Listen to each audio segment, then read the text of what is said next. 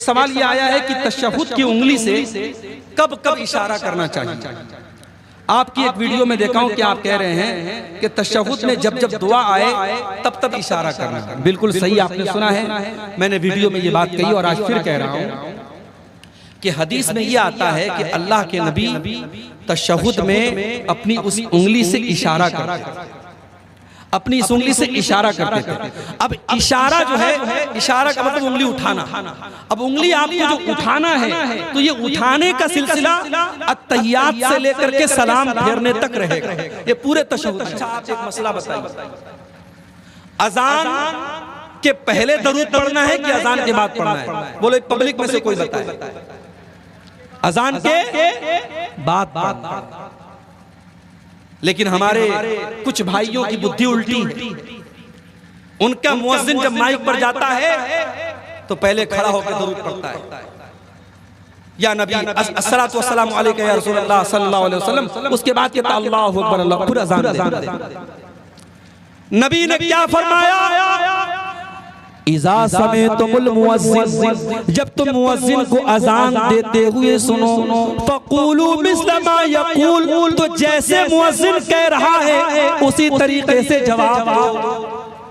अल्लाहु अकबर कहा तो तुम भी अल्लाहु अकबर कहो। अशहदु अल्ला इलाहा इल्लल्लाह कहा तो तुम भी अशहदु अल्ला इलाहा इल्लल्लाह कहो। अशहदु अन्ना मुहम्मदुर रसूलुल्लाह कहा तो तुम भी अशहदु अन्ना मुहम्मदुर रसूलुल्लाह कहो। हय्या अलस सलाह कहा तो तुम ला हौला वला कुव्वता इल्ला बिल्लाह कहो। हय्या अलल फलाह कहा तो तुम ला हौला वला कुव्वता इल्ला बिल्लाह कहो। पूरी अजान का जवाब दो।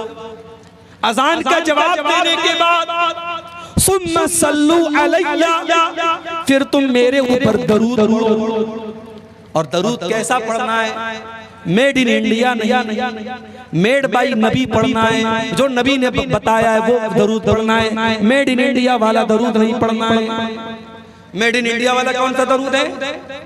अस्सलातु वस्सलामु अलैका या रसूलल्लाह, ये मेड इन इंडिया वाला है।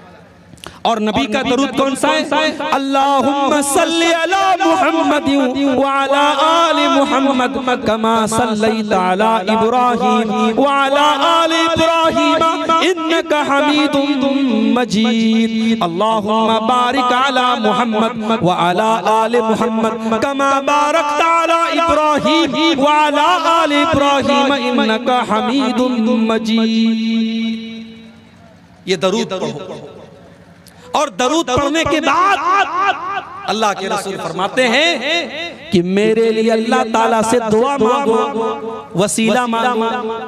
वसीला किस चीज का नाम है? वसीला जन्नत में एक आला मकाम का नाम है जो अल्लाह ताला अपने आखिरी नबी को देगा।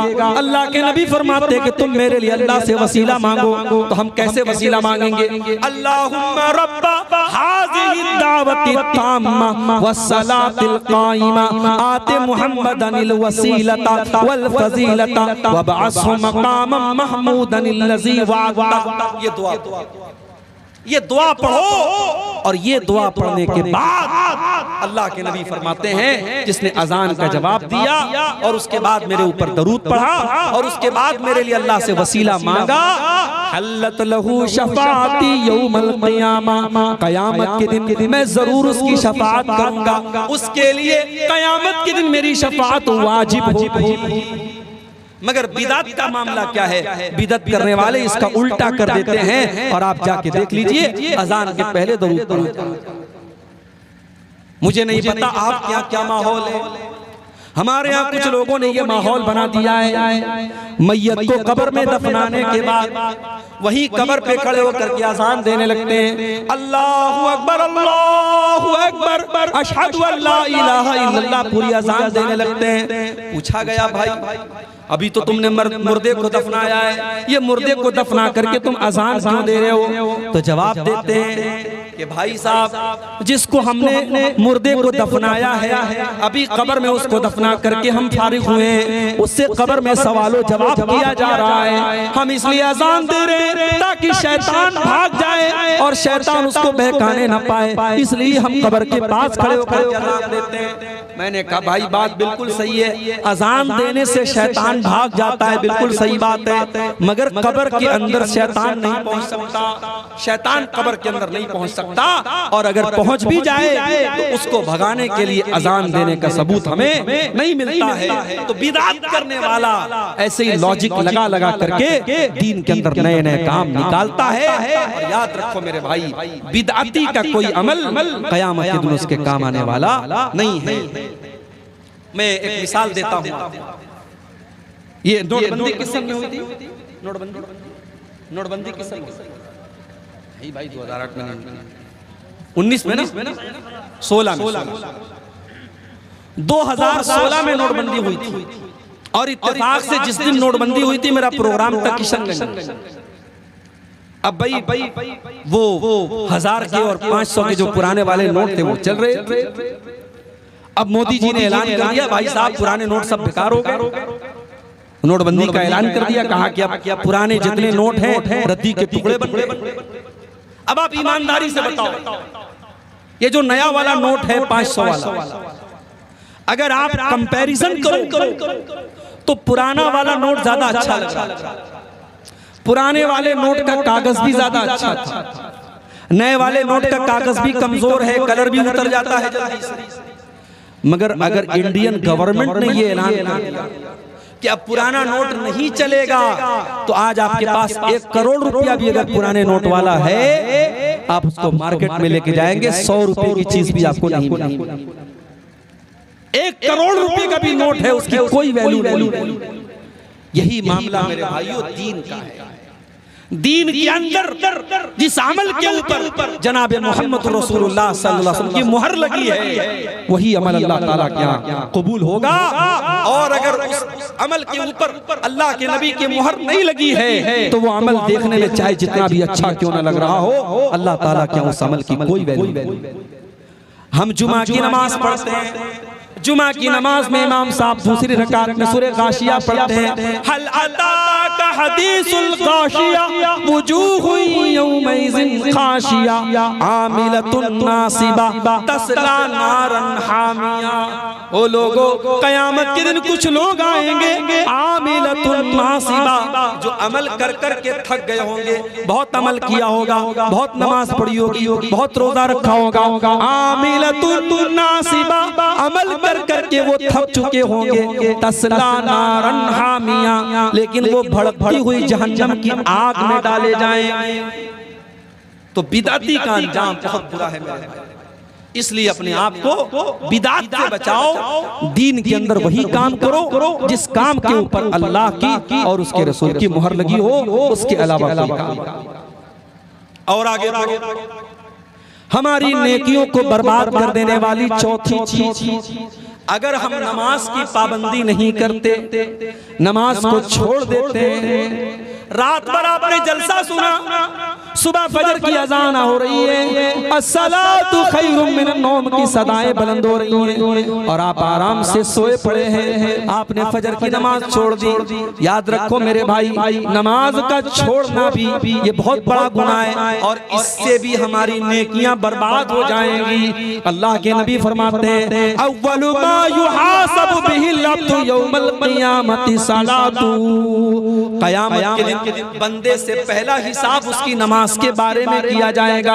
फ़इन सलुहत, अगर नमाज का मामला सही है, अगर नमाज सही है तो सारा अमल सही है, और अगर नमाज का मामला गड़बड़ है तो सारा मामला गड़बड़ है। और एक और हदीस में अल्लाह के नबी ने फरमाया, मन तरका सलातल अस्री फ़क़द हबिता अमलुहु, जिसने असर की नमाज जानबूझ करके छोड़ दी, उसका अमल बर्बाद हो जाएगा। जब एक टाइम की नमाज जानबूझ करके छोड़ने वाले का अमल बर्बाद हो जाएगा। हमारे कितने भाई ऐसे हैं जो एक टाइम की भी नमाज नहीं पढ़ते, जिनकी जिंदगी में नमाज के लिए कोई मकाम नहीं है। मेरे भाइयों, सोचो उनका क्या।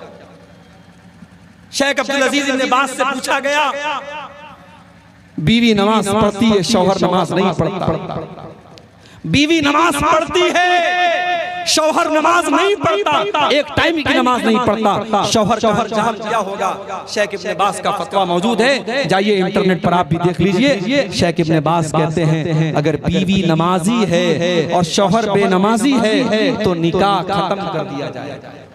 निकाह खत्म कर दिया जाएगा और उस मुसलमान औरत को उस बेनमाजी के साथ नहीं रखा जाएगा, क्योंकि नमाज न पढ़ने वाला काफिर है, नमाज को जानबूझ करके छोड़ने वाला काफिर है।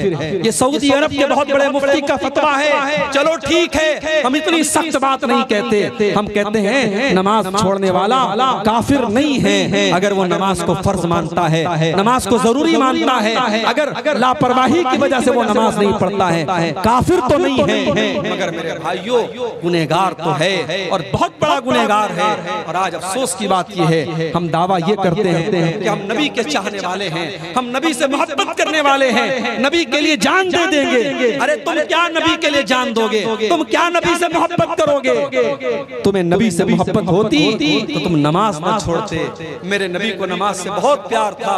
अल्लाह के नबी कहा करते थे, जुइलत कुर्रतु ऐनी फिस्सलाह, नमाज मेरी आंखों की ठंडक है, मेरी नमाज मेरी आंखों की ठंडक है। और अपनी वफात के पहले, अपने इंतकाल के पहले अल्लाह के नबी दुनिया से ये कहकर गए, अस्सलाता अस्सलाता व मा मलकत ईमानुकुम, हो लोगों नमाज की पाबंदी करते रहना, नमाज का ख्याल करते रहना, नमाज जानबूझ करके कभी मत छोड़ना।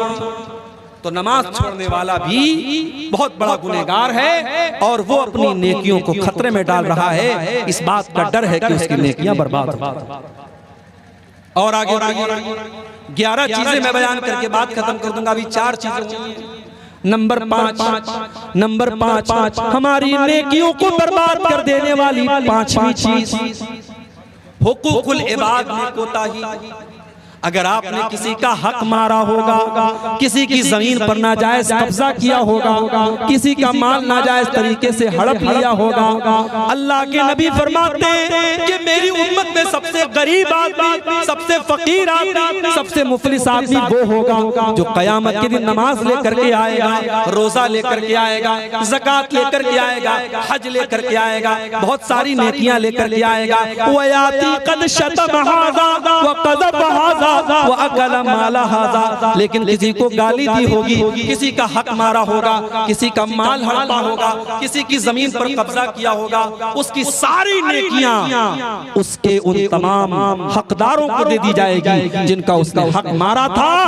और जब उसकी नेकियां खत्म हो जाएंगी, अल्लाह के नबी फरमाते हैं हकदारों के गुनाह इसके ऊपर लाद दिए जाएंगे, और जो दुनिया से नेकी लेकर के गया था उसके ऊपर दूसरों के गुनाह लाद दिए जाएंगे और वो जहन्नम के अंदर फेंक दिया जाएगा। मेरे भाइयों, बड़ा खतरनाक मसला है हुकूकुल इबाद का। किसी का हक मत मारना, किसी का हक मत मारना। दुनिया की अदालत में हो सकता है आप केस जीत जाएं, वकील को खरीद लें, जज को खरीद लें, पुलिस वालों को खरीद लें, हो सकता है दुनिया में आप बेईमानी कर लें, मगर कान खोल करके सुन लो, अल्लाह की अदालत में कोई बेईमानी नहीं कर सकता। अल्लाह की अदालत में कोई रिश्वत नहीं चलेगी, अल्लाह के फरिश्ते रिश्वत नहीं लेते। अल्लाह के नबी फरमाते हैं मन कानत इंदहु मज़लमतुन लिअखी, अगर अपने भाई पर जुल्म किया है तो दुनिया में उससे छुटकारा पालो, वरना आखिरत की करेंसी रुपया पैसा नहीं होगी, आखिरत की करेंसी तुम्हारी नेकियां और तुम्हारे गुनाह होंगे। अगर तुमने दुनिया वालों का हक मारा होगा, तुम्हारी नेकियां उनको दे दी जाएंगी और उनके गुनाह तुम्हारे ऊपर लाद दिए जाएंगे। इसलिए मेरे भाइयों, हुकूकुल इबाद के मामले में बहुत होशियार। आज भाई भाई का हक मार रहा है। आज कितने बाप हैं अपनी औलाद का हक मार रहे हैं, कितने बाप है अपनी बेटियों को, कितने भाई हैं अपनी बहनों को जायदाद में, वरासत में महरूम कर देते हैं। सारी जायदाद बेटों के नाम लिख देते हैं ताकि बेटी वारिस ना हो जाए। कितने भाई हैं अपनी बहनों का हिस्सा और हक खा जाते हैं। मेरे भाइयों, याद रखो, हुकूकुल इबाद का मामला बहुत खतरनाक है। अगर आपने किसी का हक मारा होगा, कल क़यामत के दिन आपको जवाब देना पड़ेगा और आपकी नेकियां बर्बाद हो जाएंगी और आपके जिम्मे उस इंसान के गुनाह डाल दिए जाएंगे। 5 चीजें हो गई। नंबर 6 शराब पीना, ये भी बहुत बड़ा गुनाह है। शराब पीने वाले की नमाज भी कबूल नहीं होती है। अल्लाह के नबी फरमाते हैं मन शरिबल खमरा ला तुक़बलु लहू सलातु 40 सबाहा, जो शराब पीता है उसकी 40 दिन की नमाज कबूल नहीं होगी। शराब पीने वाले की 40 दिन तक की नमाज कबूल नहीं होगी जब तक वो अल्लाह ताला से सच्ची तौबा न कर ले, उसकी 40 दिन तक की नमाज कबूल नहीं होगी। इतना बड़ा गुनाह है शराब पीना। आज मुसलमान बड़े शौक से शराब पी रहा है। शराब के अड्डों पे चले जाओ, आपको मुसलमान ज्यादा नजर आ जाएंगे। मेरे भाइयों, शराब से बचो, नशे से बचो। ये नशा आपकी नमाजों के लिए, आपकी इबादत के लिए बहुत घातक है। शराबी की 40 दिन तक की नमाज कबूल नहीं होती। और जब इंसान शराब पीता है, जब नशे की हालत में होता है, वो अपनी माँ को माँ नहीं समझता, अपनी बहन को बहन नहीं समझता। वो अपनी माँ के साथ क्या कर दे, बहन के साथ क्या कर दे, कोई गारंटी नहीं है। इसीलिए हजरत उस्मान गनी कहते हैं कि अल खम्र उम्मुल खबाइस, शराब तमाम गंदगियों की जड़ है, तमाम बुराइयों की माँ है। इसलिए शराब। तो ये छठी चीज है कि हम शराब। सातवीं चीज, हमारी नेकियों को नष्ट कर देने वाली, हमारी नेकियों को बर्बाद कर देने वाली, हमारी नेकियों को खत्म कर देने वाली सातवीं चीज, बीवी का शौहर का हक अदा न करना। शादी हो गई, अब बीवी शौहर का हक अदा नहीं कर रही है, उसका अंजाम क्या होगा? आइए मैं हदीस आपको सुना देता हूं। अल्लाह के नबी फरमाते हैं, सलासतुन ला यक़बलुल्लाहु सलातहुम, 3 लोग ऐसे हैं जिनकी नमाज अल्लाह ताला कबूल नहीं करता है। उनकी नमाज उनके सर के ऊपर नहीं जाती है, अल्लाह ताला के उनकी नमाज नहीं जाती है, उनकी नमाज नीचे ही रह जाती है, आसमान पर नहीं जाती है। 3 ऐसे बदनसीब लोग हैं। नंबर 1, रजुलुन अम्मल कौम व हुम लहू कारिहून, एक वो इंसान जो नमाज पढ़ा रहा है जबकि लोग उसको इमाम बनाना नहीं चाहते, लोग उसकी इमामत को पसंद नहीं करते, जबरदस्ती इमाम बना हुआ है। बहुत सारी जगहों पर ऐसा लोग नापसंद करते हैं उसकी किसी हरकत की वजह से, लेकिन वो जबरदस्ती 5 टाइम की नमाज पढ़ा रहा है, जबरदस्ती इमाम बना हुआ है। अल्लाह के नबी फरमाते हैं, जो जबरदस्ती लोगों का इमाम बन जाए, कयामत के दिन उसकी नमाज अल्लाह के कबूल। नंबर 2, वरजुलुन सल्ला अला जनाज़तिन वलम युमर, जो किसी की जनाजे की नमाज पढ़ा दे जबकि उससे कहा नहीं गया था, किसी और से कहा गया था, ये जबरदस्ती आगे बढ़कर के जनाजा पढ़ा रहा है। जनाजे की नमाज बगैर इजाजत पढ़ाने वाला, उसके लिए भी अल्लाह के नबी फरमाते हैं उसकी नमाज अल्लाह ताला के कबूल नहीं। और नंबर 3, वम्रातुन दआहा ज़ौजुहा, और वो औरत जिसका शौहर उसको बिस्तर पर बुला रहा है, जिसका शौहर अपना हक अदा करने के लिए उसको बुला रहा है, फ़अबत, और वो इनकार कर रही है। ये बहुत बड़ी बात है। बीवी का हक है कि वो शौहर की बात माने, और शौहर का हक है कि वो बीवी का हक अदा करे। अगर बीवी शौहर का हक अदा नहीं करती है, नमाज पढ़ती रहे, रोजा रखती रहे, हज करती रहे, अल्लाह ताला के यहाँ वो जन्नती नहीं बन सकती जब तक वो शौहर का हक अदा। इसीलिए जब एक औरत अल्लाह के नबी के पास आती है, अल्लाह के नबी पूछते हैं, अज़ाती ज़ौजिन अंती, क्या तुम शादीशुदा हो? हाँ अल्लाह के नबी, मैं शादीशुदा हूँ। आपने फरमाया कि तुम अपने शौहर के साथ कैसा सलूक करती हो? कहती है अल्लाह के नबी, मैं अपने शौहर के साथ बहुत अच्छा सलूक करती हूँ, मैं खुश रखती हूँ उसको। आपने फरमाया, कान खोल करके सुन लो, इन्नमा हुआ जन्नतुकी व नारुकी, तुम्हारा शौहर तुम्हारी जन्नत है और तुम्हारा शौहर तुम्हारी जहन्नम भी है। तुम उसे खुश रखोगी, उसकी खिदमत करोगी, उसकी इताअत करोगी तो जन्नत में जाओगी, और शौहर का हक अदा नहीं करोगी, शौहर को नाराज करोगी, शौहर की फरमा बरदारी नहीं करोगी, तो वही शौहर तुम्हारे लिए जहन्नम बन जाएगा। आज बहुत सारी औरतें जलसे में जाती हैं, तकरीर सुनती हैं रात दिन, मगर शौहर से ढंग से बात नहीं करती हैं, शौहर से सीधे मुंह बात नहीं करती है। मेरी माँ और बहनों, आपकी नमाज, आपकी दीनदारी बेकार है अगर आपका शौहर आपसे खुश नहीं है, अगर आप अपने शौहर को खुश नहीं रखती हैं और उसका हक अदा नहीं करती। और आगे बढ़िए। नंबर 7, 7वीं चीज जो हमारी नेकियों को बर्बाद कर देने वाली है, औरत का खुशबू लगा करके घर के बाहर निकलना। अल्लाह के नबी फरमाते हैं ला यक़बलुल्लाहु सलातम रातिन तततय्यबु लिहाज़ल मस्जिद। जो औरत मस्जिद में खुशबू लगा करके आती है, बड़े गौर से सुनना मेरे भाइयों, मेरी माँ बहनों, अगर पिंडाल के अंदर आप मेरी बातों को सुन रही हैं तो आप भी गौर से सुनना। जो औरत मस्जिद में नमाज पढ़ने के लिए आ रही है, अल्लाह के नबी उसके बारे में फरमा रहे हैं, जो औरत खुशबू लगा करके आती है मस्जिद में नमाज पढ़ने के लिए, उसकी नमाज अल्लाह ताला कबूल नहीं करेगा। हत्ता तरजिया फतगतसिला गस्लहा लिल जनाबा, जब तक के वो घर जा करके गुस्ल न कर ले।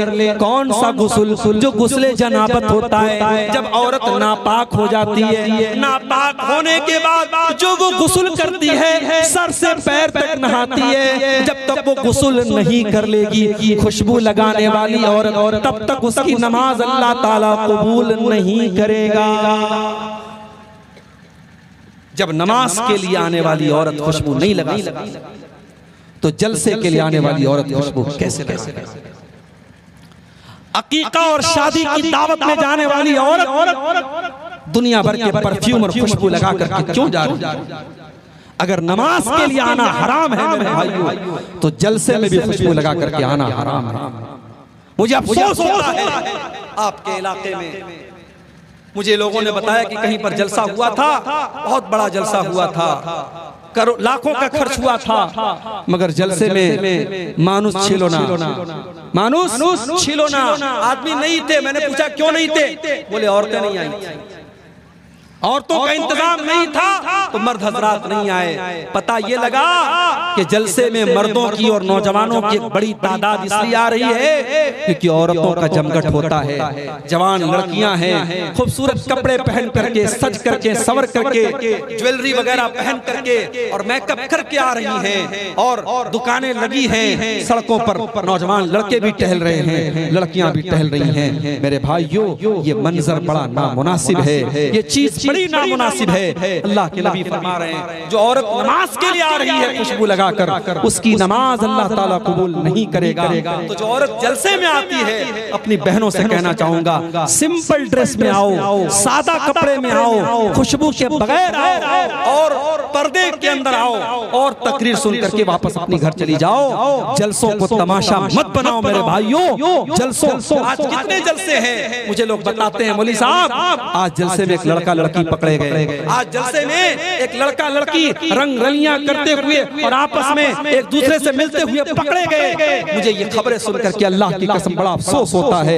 ये जलसा है मेरे भाई, ये दीन का प्रोग्राम है और आज आपके सीमांचल में इन जलसों की क्या शक्ल बना दी गई। हमें इस पर भी गौर करना चाहिए, हमें अपने जलसों की भी इस्लाह करनी चाहिए। हम अपने घर की औरतों को अगर जलसे में लाते हैं तो सख्ती करके लाएं। देखो जलसे में जाना है मगर सिंपल तरीके से जाना है। अपनी जवान लड़कियों को आप ताकीद कर दें, देखो हमें सादा तरीके से जाना है, सज करके, समर करके, मेकअप करके, खुशबू लगा करके नहीं जाना है। जब मस्जिद में नमाज पढ़ने के लिए जाना हराम है तो जलसे में भी सज समर करके आना किसी औरत के लिए जायज नहीं है।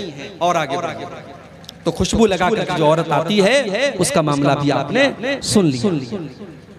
इसी तरीके से मेरे भाइयों, नेकियों को बर्बाद कर देने वाली एक और चीज, और वो चीज ये है कि इंसान अकेले में, तन्हाई में, जहां कोई देखने वाला ना वहां वो गुनाह काम करे, वो नाजायज काम करे, वो हराम काम करे। अकेले और तन्हाई में किए जाने वाले गुनाह भी इंसान की नेकियों को बर्बाद कर देते हैं। और मैं जो हदीस सुनाने जा रहा हूं, आप उस हदीस को बड़े गौर से सुनिएगा।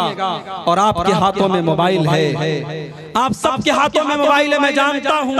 आज 3 साल के बच्चे से लेकर 70 साल के बूढ़े के हाथ में मोबाइल और स्मार्टफोन है।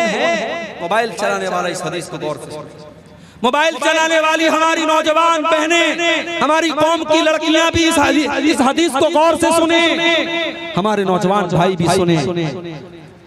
हदीस के रावी कौन है? हजरत सौबान रज़ी अल्लाह ताला अन्हु। हजरत सौबान कहते हैं अल्लाह के नबी ने फरमाया लअलमन्ना अक़वामम मिन उम्मती यातूना यौमल क़ियामा, मैं अपनी उम्मत के कुछ ऐसे लोगों को जानता हूँ जो क़यामत के दिन आएंगे, पहाड़ों के बराबर नेकियां लेकर के आएंगे, पहाड़ों के बराबर नेकियां लेकर के आएंगे। फयजअलुहुल्लाहु अज़्ज़ा व जल्ला हबाअम मंसूरा, लेकिन अल्लाह ताला उनकी नेकियों को बर्बाद कर देगा। उनकी नेकियों को अल्लाह ताला क्या कोई गिनती नहीं होगी। सहाबा ने पूछा, आय अल्लाह के नबी वो कौन से बदनसीब लोग होंगे जो पहाड़ों के बराबर नेकियां लेकर के आएंगे मगर उनकी नेकियां बर्बाद हो जाएंगी। आपने फरमाया, ओ लोगों, वो तुम्हारे भाई होंगे, वो तुम्हारे ही जैसे लोग होंगे, बस एक बात की कमी होगी, वो नमाज भी पढ़ेंगे, वो रातों को इबादत भी करेंगे, वलाकिन्नहुम इज़ा खलू बिमहारिमिल्लाहि इंतहकूहा, बस एक बात की कमी होगी, बस एक बात की कमी होगी, जब वो अकेले में होंगे, जब वो तन्हाई में होंगे, वो अपने माँ बाप वो हराम काम करेंगे, वो नाजायज काम करेंगे, वो अल्लाह को नाराज करने वाले काम करेंगे, वो पब्लिक के सामने तो नहीं करेंगे, वो माँ बाप के सामने तो नहीं करेंगे, लेकिन जब बंद कमरा होगा, बेडरूम में अकेले सो रहे हैं और हाथ में मोबाइल की स्क्रीन है, अब मोबाइल के ऊपर वो क्या देख रहे हैं ये वो जानते हैं, मोबाइल जानता है और अल्लाह जानता है। वलाकिन्नहुम इज़ा खलू बिमहारिमिल्लाहि इंतहकूहा, उनकी तन्हाई गुनाहों से भरी हुई। कितने उलमा हैं, कितने कुरान के हाफिज हैं, कितने हाजी हैं, कितने 70 साल के बूढ़े हैं जो आज मोबाइल पर गंदी चीजें देख रहे हैं। मेरे भाई, आज मोबाइल ने हमारी नेकियों को डिस्ट्रॉय कर दिया, हमारी नेकियों को बर्बाद कर दिया। और एक बात कान खोल करके सुनो, हो सकता है हम मोबाइल से सारा डाटा क्लियर कर, हो सकता है हमारे ये चैनल वाले, हमें एक भाई ने बताया कि आपने थोड़ी सी सख्ती की है तो कुछ चैनल वालों ने अपने चैनल का नाम बदल दिया है ताकि आप पकड़ ना सके, गंदे थंबनेल तो नहीं हटे, नाम बदल दिया गया। आज हो सकता है ये 420 करके हम दुनिया वालों की नजरों में सुर्खरू हो जाए। हो सकता है हम अपने क्रोम के ब्राउजर की हिस्ट्री डिलीट कर दें, हो सकता है व्हाट्सएप की चैटिंग डिलीट कर दें, हो सकता है हम फेसबुक के मैसेंजर की चैटिंग डिलीट कर दें, मगर किरामन कातिबीन, अल्लाह के फरिश्ते जो रिकॉर्ड कर रहे हैं मेरे भाई, उस रिकॉर्डिंग को आप कहां से हटाएं। व इन्ना अलैकुम लहाफिज़ीन किरामन कातिबीन यालमूना मा तफ़अलून, हमारे किरामन कातिबीन, हमारे फरिश्ते तुम्हारी एक एक एक्टिविटी को रिकॉर्ड कर रहे हैं, एक एक हरकत को नोट कर रहे हैं। फरिश्तों का लिखा कैसे मिटाओगे मेरे भाई, फरिश्ते तो एक एक हरकत को लिखो। इसलिए खबरदार हो जाओ और अपनी तन्हाई को गुनाहों से बचा लो। तन्हाई में किए जाने वाले गुनाह हमारी नेकियों को खा जाएंगे। इसी तरीके से एक और चीज है जो हमारी नेकियों को बर्बाद कर देती है, और वो क्या है? रिश्तेदार से रिश्ता काटना। रिश्तेदार से रिश्ता काटने वाले की नेकियां भी बर्बाद हो जाएंगी। अल्लाह के नबी फरमाते हैं, ला यदखुलुल जन्नत कातिउ रहमिन, रिश्ता काटने वाला जन्नत में नहीं जाएगा। भाई भाई से रिश्ता काट के बैठा है, चाचा भतीजे से रिश्ता काट के बैठा है, भाई बहन से रिश्ता काट के बैठा है, बाप बेटे से रिश्ता काट के बैठा है। कान खोल करके सुन लो मेरे भाई, रिश्ता काटने वाला जन्नत में नहीं जाएगा। इसलिए अगर आपने किसी से रिश्ता काटा है तो जाओ सुलह कर लो, सफाई कर लो, माफी मांग लो। इससे पहले कि माफी मांगने का टाइम खत्म हो जाए मेरे भाइयों, जाकर के माफी मांगो। और आपको एक बात बताऊं, अल्लाह के नबी फरमाते हैं, सही मुस्लिम की रिवायत, हर सोमवार के दिन और हर जुमेरात के दिन, हर मंडे को और हर थर्सडे को, हर सोमवार और हर बृहस्पतिवार, गुरुवार, हफ्ते के 2 दिन जन्नत के दरवाजे खोल दिए जाते हैं।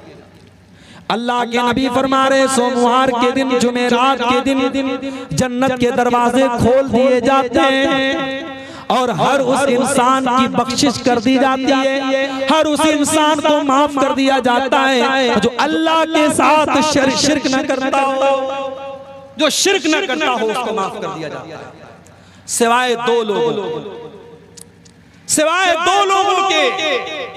अगर आपके गांव में ऐसे कोई दो लोग हों तो सुन ले, वो अल्लाह के नबी ने फरमाया दो लोगों की बख्शिश नहीं होती। कौन? जिनके दरमियान आपस में कीना कपट, जिनके दरमियान आपस में दुश्मनी हो, कीना हो, उनकी बख्शिश नहीं होती है। न सोमवार के दिन होती है, न जुमेरात के दिन होती है। अल्लाह फरिश्तों से कहता है अनज़िरू हाज़ैनि हत्ता यस्तलिहा, अनज़िरू हाज़ैनि हत्ता यस्तलिहा। ऐ मेरे फरिश्तों, इनके ऊपर नजर रखो। अगर ये सुलह कर लें, अगर ये मेल मिलाप कर लें, तब तो इनको जन्नत में डालना है, तब तो इनकी बख्शिश करना है। और अगर ये आपस में झगड़ा रखेंगे, अगर आपस में ये लड़ते रहेंगे, तो फिर इनकी बख्शिश नहीं होगी। मेरे भाइयों, आपस में कीनों को खत्म कर दो, दुश्मनियों को खत्म कर दो। जरूरी नहीं है कि जब आप सही हो तभी खत्म कर दें, जब आप गलत हो तभी खत्म कर दें। नहीं, आप सही है, सामने वाला गलत है, आपको पता है वो गलत है, मगर झगड़ा खत्म करने के लिए अगर आप केस को खत्म कर दें, झगड़े को खत्म कर दें और मामले को खत्म कर दें, अल्लाह के नबी फरमाते हैं मैं गारंटी लेता हूँ जन्नत के बीचों बीच एक मकान की उस इंसान के लिए जो हक पर रहने के बाद भी झगड़ा छोड़ दे। तो मेरे भाइयों, ये चंद चीजें थी जो मैंने आपके सामने बयान किया। ये वो गुनाह हैं कि अगर हम इनसे बचेंगे तो इंशाअल्लाह हमारी नेकियां सेफ रहेंगी, और अगर हम इन गुनाहों से नहीं बचे तो हमारी नेकियां डिस्ट्रॉय हो जाएंगी, हमारी नेकियां बर्बाद हो जाएंगी। ये चंद सवालात आए हैं, इनको देख लेते हैं। एक सवाल आया है कि एक ही गुनाह बार बार कर रहे हैं, गुनाह के बाद शर्मिंदा होते हैं, लेकिन फिर भी वो गुनाह हो जाते हैं, उसका सॉल्यूशन क्या, उसका तरीका क्या? देखिए, गुनाह अगर आप कर रहे हैं और आपको ये एहसास है कि आप गुनाह कर रहे हैं, बहुत गौर से सुनिएगा। अगर गुनाह के बाद ये एहसास है कि हम गुनाह कर रहे हैं, ये एहसास भी बहुत बड़ी नेमत है मेरे भाई, ये एहसास भी बहुत बड़ी नेमत है। अगर गुनाह के बाद इंसान को शर्मिंदगी हो रही है कि मैं गुनाह कर रहा हूं, ये बहुत बड़ी, इसका मतलब कि इंसान अभी सही रास्ते पर है, अभी ट्रैक पर है, अभी वापस आ सकता है। तो जब भी आपको ये एहसास हो, आप तौबा करें। अब जब आप तौबा करेंगे तो तौबा के अंदर तीन चीजें होना जरूरी है। तौबा का मतलब क्या होता है? आप गाड़ी चला रहे हैं, गाड़ी को मोड़ लेना, गाड़ी को यू टर्न ले लेना, यही तौबा है। तौबा का मतलब क्या है? आप गलत रास्ते पे जा रहे थे, अब आप सीधे रास्ते पे चले आए, वापस चले आए, अपने रास्ते पे वापस चले। तो तौबा के अंदर तीन शर्तें। पहली शर्त, इंसान को अपने गलत काम पर शर्म आए, शर्मिंदगी हो। दूसरी शर्त, उस गुनाह को फौरन छोड़ दे। और तीसरी शर्त, आइंदा उस गुनाह को पक्का ना करने का पक्का इरादा करें। आप कमिटमेंट कीजिए अल्लाह ताला से। जब आप तौबा कीजिए ना तो कमिटमेंट कीजिए। ऐसे हमारे बहुत सारे नौजवान लड़के होते हैं, वो मास्टरबेशन अपने हाथों से ज़िना करते हैं, अपने हाथों से ज़िना करते हैं, और एक बड़ी तादाद में हमारे नौजवान लड़के इस गंदगी में मुब्तला हैं। और डॉक्टरों की बात तो मैं नहीं जानता, लेकिन हकीमों का कहना है कि ये नौजवान लड़कों की शादीशुदा जिंदगी के लिए ये चीज बड़ी खतरनाक है। जो लड़के इस बीमारी में मुब्तला होते हैं, आगे जब शादी होती है उनकी शादीशुदा जिंदगी बर्बाद हो जाती है। तो अगर कोई नौजवान हमारा भाई इस गंदगी में पड़ा हुआ है, मैं बड़े दर्द के साथ उससे कहता हूं, तुम रात में उठो और वजू करके तहज्जुद की नमाज पढ़ो, और तहज्जुद की नमाज पढ़ के अल्लाह की बारगाह में गिड़गिड़ा के दुआ करो कि अल्लाह ये गंदी आदत तू मुझे छुड़ा। और अगर ये गंदी आदत आपको मोबाइल की वजह से हो रही है, आप कसम खा लीजिए कि मैं रात में इशा के बाद मोबाइल नहीं चलाऊंगा। आप कसम खा लीजिए कि मैं रात में इंटरनेट इस्तेमाल नहीं करूंगा। जब तक आप ऐसा कोई कमिटमेंट नहीं करेंगे, आप बुराई पर कंट्रोल नहीं पा सकते। शैतान हमारी खून की रगों के साथ दौड़ रहा है, शैतान हम सब के साथ लगा हुआ है मेरे भाइयों, इसलिए हमें अपने आप को मजबूत बनना पड़ेगा। एक सवाल ये आया है कि मिंबर जो है वो पत्थर का होना चाहिए या लकड़ी का?